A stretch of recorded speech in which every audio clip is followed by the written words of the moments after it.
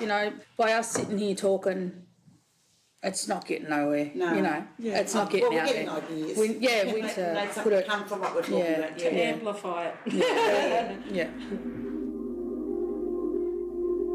In Australia, there's a long history of making policy that affects Aboriginal people without involving us or really listening to our voices. If you're going to talk about us, talk to us. And that's what this podcast is, a group of inner-city Aboriginal women yarning about domestic and family violence. You'll go inside yarning circles, held at Mudgin Gal, an Aboriginal-led and run women's centre in Redfern, Sydney, on Gadigal country. Welcome to Mudgin Gal Yarns. Picture a group of 8 women, ranging in ages from 20 to 65, sitting in a big circle. You won't hear about the violence itself. What you'll hear is what happens when our women try and get help for themselves and their families. Who do we turn to? What works, what fails us, and why? Like when Indigenous people come to the front counter, it was a different attitude, you know, like they didn't know how to speak to people properly.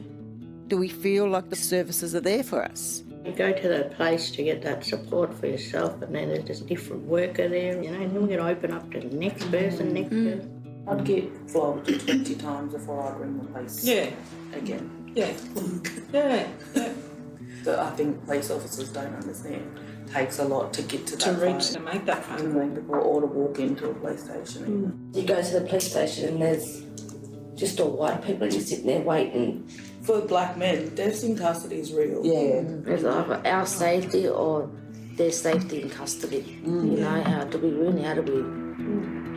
balance that? We can't. So what happens when DCJ get involved in our family because we have kids and domestic violence has been reported? And while the police are at your door, they're mentioning DCJ. It's like, can you just help me before you even say any of that crap?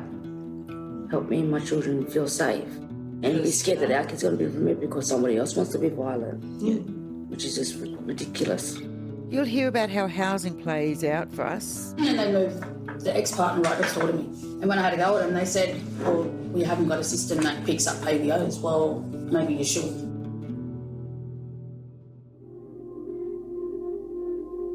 And if money was no issue and we could wave a magic wand, what would we do? I think grief with Aboriginal women and families is a huge issue. Safe places where people can heal. And at the end of the day, a black woman's got to navigate white services when really she wants to just go to a black service to have the whole wraparound. Mudgin Gal Yarns, a podcast where Aboriginal women say what works and doesn't work when we seek help with domestic and family violence.